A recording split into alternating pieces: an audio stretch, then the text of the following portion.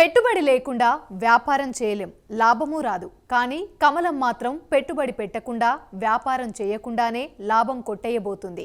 ఏపీలో ఈసారి గట్టిగా లాభం లాక్కునే పార్టీ ఏదైనా ఉంటే అది బీజేపీయే. అవును, వైసీపీ నష్టపోవచ్చు, టీడీపీ జనసేనలు నష్టపోవచ్చు. కూటమి గెలిచినా పోగొట్టుకుంది తెచ్చుకున్నట్లే ఇద్దరికి. కానీ బీజేపీ సీన్ అలా లేదు. జీరో నుంచి మొదలెట్టి ఎన్నొస్తే అంత ప్లస్ వాళ్ళకి. కూటమిలో చేరి జాక్పాట్ కొట్టేశారు. కొన్ని ఎమ్మెల్యే ఎంపీ సీట్లు గెలవడం ఖాయంగా కనపడుతుంది.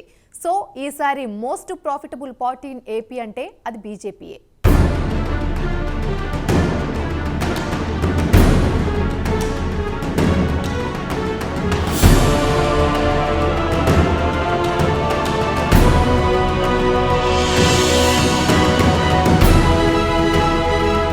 రెండు 2014లో టీడీపీతో పొత్తులో 4 ఎమ్మెల్యేలు గెలిచారు, 2 మంత్రులు కూడా అయ్యారు. కానీ తర్వాత టీడీపీ బీజేపీకి చెడిపోయాక 2019లో ఒక్కటి కూడా గెలవలేకపోయారు. వాస్తవానికి ఏపీలో ఏ ఒక్క సీటులో కూడా సొంత బలంతో గెలిచే పరిస్థితిలో కమలం లేదు. కొన్ని చోట్ల కాస్త ఓట్లన్నా రావచ్చు, కానీ ఎక్కువ భాగం డిపాజిట్లు కూడా రావు. అందుకే నోటాకు పడే ఓట్లు కూడా బీజేపీకి రావని సెటైర్లు వేస్తుంటారు రాజకీయ విశ్లేషకులు. అలాంటి బీజేపీకి ఈసారి బీభత్సంగా కలిసొచ్చేసింది కూటమి ఏర్పాటు. పొత్తులనేవి బీజేపీకి మామూలు లాభం ఇవ్వడం లేదు, భయంకరమైన గ్రోత్ ఇవ్వబోతున్నాయనే టాక్ వినబడుతోంది.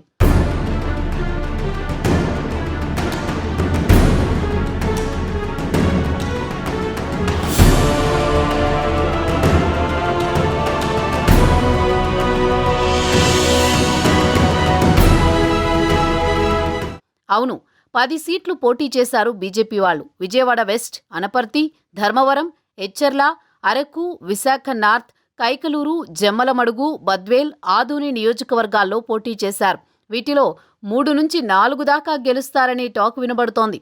ఇక రాజమండ్రి, నర్సాపురం, అరకు, అనకాపల్లి, రాజంపేట లోక్సభ స్థానాల్లో పోటీ చేశారు. వీటిలో అనకాపల్లి, రాజమండ్రి, నర్సాపురం గెలుస్తారని, అరకు, రాజంపేటలలో కూడా ఛాన్స్ ఉందనే మాట వినబడుతోంది. అదే జరిగితే బీజేపీ బంపర్ ప్రాఫిట్ కొట్టేసినట్లే.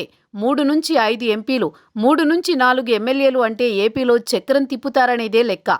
వీటిలో గెలిచేవన్నీ కేవలం టీడీపీ జనసేన ఓట్ల వల్ల గెలిచేవే అని చెప్పాలి. అయితే సీఎం రమేష్, సుజనా చౌదరి ఆర్థిక బలంతోనూ, పురంధేశ్వరి, కిరణ్ కుమార్ రెడ్డిలు కాస్త ఫేస్ వాల్యూతోనూ కూడా వర్కౌట్ చేసుకున్నారని అనొచ్చు.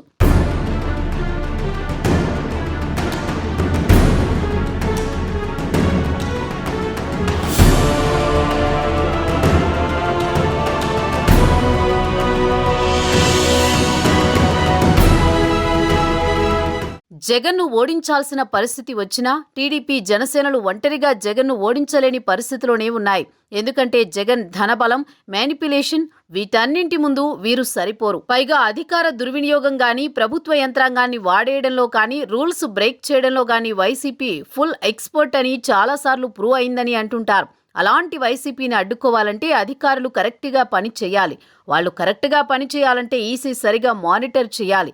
ఈసీ మానిటరింగ్ కరెక్ట్గా ఉండాలంటే పైన బీజేపీ ఆశీస్సులు ఉండాలి. సరిగ్గా ఈ కాన్సెప్టులోనే బీజేపీని కూటమిలోకి తేవాల్సిందేనని ఫిక్స్ అయ్యారు పవన్, చంద్రబాబు.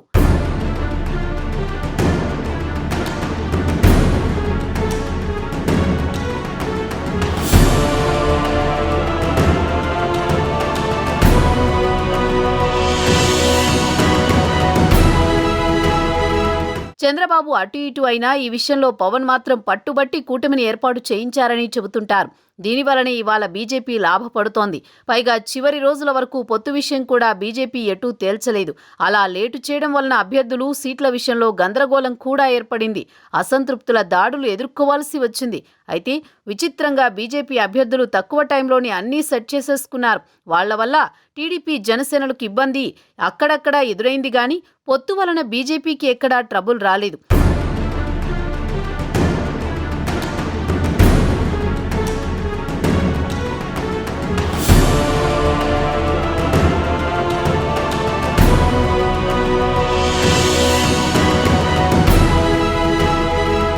అలా ఇప్పుడు ఓవరాల్గా కమలనాథులు ఏపీలో పొత్తు వలన భారీగా లాభపడబోతున్నారని చెప్పాలి.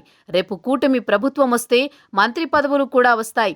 కేంద్రంలో అనుకున్నట్లు బలంగానే ఉంటే ఇక్కడ కూడా చక్రం తిప్పుతారు. మొత్తం మీద బీజేపీ కూటమి పొత్తుతో జాక్ పాట్ కొట్టినట్టే చెప్పాలి.